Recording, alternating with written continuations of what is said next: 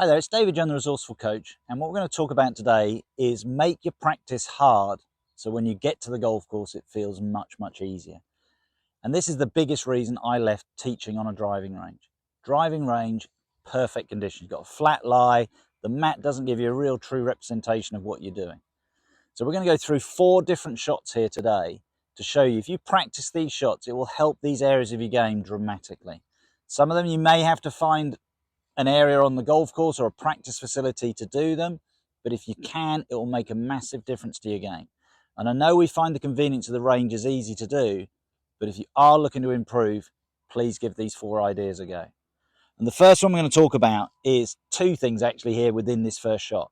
One, if the opportunity is there, can you find grass to practice off, because it's much more realistic to the game you're going to play rather than the mat on the range. And number 2, practice off a downhill lie. Okay, practice of a lie that feels like the low point is going this way towards the target, and that will improve your ball striking. I've got a video out there showing you that, and it highlights it with one of those hitting mats, but we're going to show you off the grass here what you should do.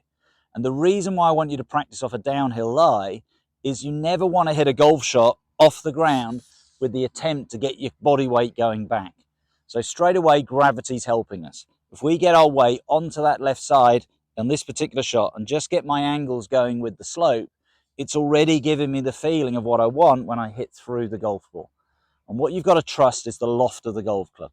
The loft is the thing that's going to make the ball go up, not you.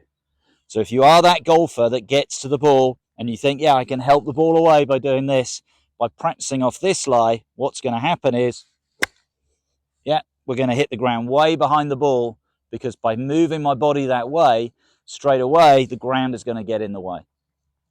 Now, you may find to start with, just do this with a short shot, okay? Don't even worry about doing a full swing. Start with what looks and feels like a half a swing. Just take it to there, but get the feeling going through, okay? For me, when you watch some other guys on YouTube, I mean, somebody like Paul Harrington now is doing tremendous things on YouTube. Love his channel. And he's so much emphasis about getting through the ball. And he always talks about this. And when you look at a great player from years gone by, you had a player called Gary Player, and he would physically look like he would take a step after the ball. You've got to get your weight going that way. We've talked about it on one of my other videos. Everything about golf is making the ball go forwards. You're not trying to make the ball go up. The club does it for you. But practicing off this lie, what are we going to look to do? Just a half swing with the first one. We're going to feel now it feels like I've got probably about 70% of my weight on my left side. It's because I'm angling with the slope. So my body's going with the slope. And I'm just going to keep it there. Just half a swing. And straight away now what I've got is a much better connection on the ball. Start with a few of them, that length of swing. You don't need to do a full swing to start with. Get the feel of what you're doing and then just gradually increase the swing. But keep that weight on that side. So now let's say we've done half a dozen of those. Good. Now can we make the swing a little bit bigger? But I'm keeping the same idea. My weight, you can see, over my left foot because gravity's helping me go that way. So on this first shot of the 4 that we're going to talk about, it's going to do 2 things. Practice off the grass if you can. It's far more realistic. Practice on a downhill lie and you'll start moving that ball forwards and you're going to get a lot more consistency. Let's go and look at another shot that if you practice it, it's going to make a massive difference to your game. So second shot, really important to practice. Learn to hit that ball low. So what we've done here, we've just put ourselves a little bit back actually, deliberately, about 20 yards back from these trees, but I want to go underneath them, okay? And it's really trusting the loft of the club. A little bit like the first shot. This is a carry on from that shot, is understanding, get the ball moving forwards, get the ball going low. Anything where you can deliberately do it. We all get it. We end up in the trees. We've got to come out of the trees, or you're playing on a windy day. This is a great shot to add to your game. Find somewhere where you can punch the ball low. Okay, so I've just got a medium iron here, just looking to move it underneath these trees. So all I'm going to do, I'm going to really have that emphasis again of getting through the ball, keep that weight on my left side. Because I'm going to punch it low, I'm going to put it a little bit back in my stance. But my thought is to really get the ball going low.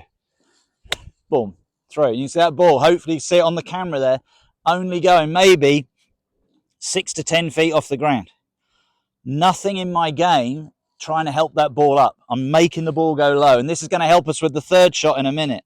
But again, let's do it again. Really keep that ball nice and low. Yeah, it's under the trees. We're running up the fairway. Absolutely perfect. Go down the range, practice it, have a little game with your mates, see who can hit the lowest shot and hit it a certain distance. Maybe you've got to hit it 100 yards, but who can hit it the lowest? That doesn't mean top it along the ground. You've got to connect with it. It's got to get airborne. But again, same thing. Everything there, what I'm doing, keeping the hands ahead of the ball, learning to drive that ball forwards. Always getting that ball moving forwards. Watch the ball flight. Everything there was being there, making the club go through. I've got a 6-iron. By putting it back in my stance, it turned it more into a 3-iron. And you saw with all those balls, they just went really low. Really important. It adds another shot to your game. That shot, as well as the first one on that downhill lie, will make a massive difference to your game. Because as we said, you're moving the ball forwards. Well, what happens when you've got to get that ball high? Let's have a look at that shot. So the last shot was about hitting it low. Now it's trusting the club to go high. And we're just going to do a very simple little chip shot. Okay, we're trying to give you different sort of variables of what you can do with these different shots. And you may not have a golf bag like this, but my golf bag, if we look at it, sort of has this little stand on it and it sits at a bit of an angle. And all I'm going to do here, initially, I'm going to put a ball in a position. You can do this, put a bucket in the way, or you can put something there in the way. And physically, just make sure you're not going to hit the object that you're going to go through. And all I'm going to do, I'm going to start at this end of my bag, and I've just got my sand iron. Okay, and all I'm trusting is the loft of the club. So start with on this shot, just put the ball central to your stance and just let the club pop it through. Okay, and you see how the ball popped up over. Now, as you get more confident with it and you trust the club, all I'm doing now is moving forward. You saw the bag was getting higher. So now if I do the same thing from here, trust the loft of the sand iron. Again, check I'm not going to hit my bag. Just bring that back a touch. But I'm just trusting the loft. Middle of my stance. Don't put it forward in your stance because you're now probably going to come up and top it and you'll thin it straight into the bag. So from there, playing it more in the middle, trusting the loft, hitting down and through, up jumps the ball. Look, there we get the result. And you can see it's a great way to learn. And if I go now to the furthest point, so now you can see my alignment sticks are. Again, I'm trusting the loft. What am I? We're only looking at one big pace, 3 feet away from it, and look how the ball is jumping up over the top. I'm trusting the loft, but I'm hitting down and through. Look how it pops up, and you get that elevation. So that's one you can do in the back garden. You only need, look how far I've hit those golf balls, 5-6 paces. That's all you need to do. You're not trying to whack the ball, you're trying to feel the shot. But that's a great one if you've got to chip over something or just chip off the edge of the green. But it gets you understanding, again, back to what we said with the one low, the high one, you're trusting the loft of the club. That's what's going to get the ball up in the air. That one you can do anywhere. Just go in the back garden. If you've got an area down at the practice ground, go and practice that. You're only looking to hit the ball, as I said, 4 or 5 paces. Final one we're going to look at is in a bunker. And this is really going to help your game. So the fourth shot we're going to look at is a bunker shot. And we're going to make this as hard as we can to start with and then give you a drill right at the end to work on your club head control. So what's the worst lie you feel you can get in a bunker? Plug lie. Okay. So I've physically done that. I've stood on it. We've got that now sitting right down in the sand. And this is a drill I used to give all my lessons who couldn't get the feeling of getting the sand to get the ball out of the bunker. They would thin the ball into the face or thin it over the other side. Plug the ball, your brain will automatically think, I've got to get to the bottom of the ball. Now, what we're going to do the same setup with both shots that we're going to show you, but we're just changing what we're doing with the club face. Okay, so that's really plugged down in the sand. I'm going to play the ball pretty central in my stance, but I'm going to dig my feet in. And I'm digging my feet in for 3 reasons. 1, I get a feel for how much sand is in the bunker. Obviously, if the ball's plugged, we know there's quite a bit of sand in there. We know that. But any bunker shot you play, dig your feet in a little bit. You might be unlucky and there's no sand. If there's no sand, play it like a pitch shot. But if you can dig your feet and dig in about a ball width, because that's where we want to hit behind the ball. We're going to lower the arc of the swing. Okay, so we've understood now. Number 1, how much sand, excuse me, how much sand is in the bunker. 2, we've lowered the arc. And 3, gives you an element of grip. Everybody thinks the third is the most important. It's the least important. We need to know how much sand and we need to dig into the sand to get underneath that ball.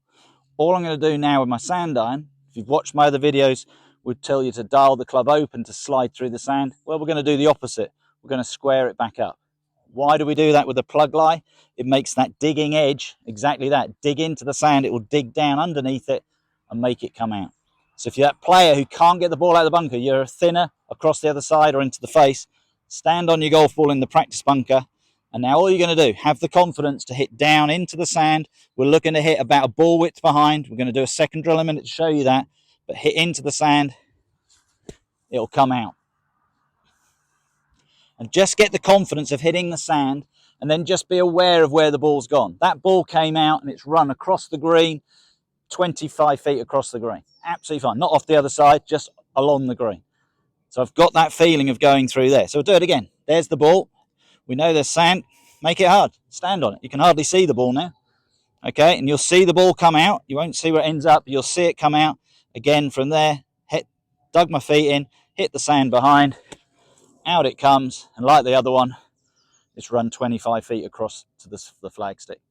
So that's a really good one. If you're struggling to get the ball, get underneath the ball in a bunker, do that drill. Here's the one though, and I always think bunker shots, if you can get the feel for how you're controlling the club head, then you win. So taking another ball, just place it in the sand, and all you're going to do is draw a line about the width of another golf ball behind it. Make that about a meter long, a yard long, okay? Do the same in front of it, okay? And now all you're going to do, you're going to pick that ball up. We're not even going to play a shot, but we're going to work on where am I entering the sand, okay? That's what I want to work on. I've practiced the hard shot, hitting the sand and getting it out. Now I want to work a little bit on my technique. Imagine that's in the middle of your stance. Dig your feet in again. Now you can go back to dialing the club open and sensing the club sliding through the sand. And all you're going to do, you're going to start at this end of the line, and your goal is to hit the right line. So I'm looking to hit here. That was pretty good. Move along the line. Now, if you're somebody who wants to help it out, you might go back here, and you can see, look where I've hit. That's where I wanted to hit, and you can feel straight away, though, you get an immediate feedback. What have I done wrong? Okay, without the pressure of the ball. But you can get an idea why it's gone wrong. So, dig my feet in, keep my weight a little bit more on my left side, through, and now I've hit only about a centimetre or so behind, but okay, that would have been all right. But you can see the club coming out the other side by the front line. So I want to hit the right line, come out of the left line, perfect. We'll do one more, there, getting that feeling that we're getting through that sand. So what we've done here today, we've given you 4 shots, made it a little bit harder your practice, so when you go to the golf course, it will be easier. Whether it's the 2 bunker shots, plug the lie, stand on it, make it as hard as you can. If you can get that ball out, when you get a nice lie, you get that ball sitting on the top of the sand, it'll feel like all your Christmas have come at once. You can just dial the club open, use that second drill, and feel like you're going to hit that sand behind, and now you've got nice control on the shot. So that's how you can improve that bunker shot, make that a lot better when you go to the course. The previous 2 shots we looked at, hit it low, hit it high. Again, practice somewhere where you can get that feeling, because it's going to make a massive difference to your shot. Because again, that's what you need to do in golf. Sometimes control that ball fly. And if you just want to work on your ball striking, look at the first thing we did. We practiced off that downhill lie to get the feel of the shot. By practicing those 4 ways, we're a little bit harder than normal. When you go to the golf course, it will be so much easier. And that's the whole idea of this video. We're looking to make the golf course the easiest place to play rather than the hardest place. Get off the driving range, practice these shots where you can, and it'll make a massive difference to your game. I hope you've enjoyed that video. If you have, please subscribe to my channel, and I look forward to seeing you soon.